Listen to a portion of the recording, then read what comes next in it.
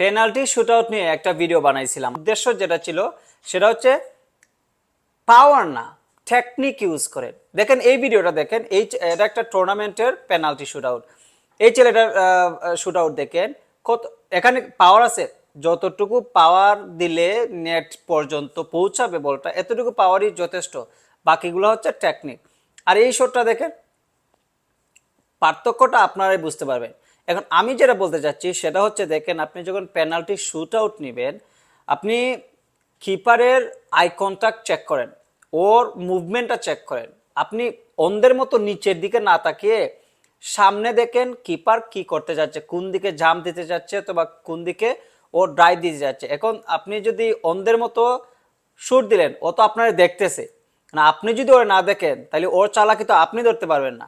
So এই বিষয়টা খেয়াল রাখবেন, যারা পেনাল্টি শুট আউটে একটু দুর্বল, এই বিষয়টা খেয়াল রাখবেন এবং use the technique more than power. Thank you guys. All the best.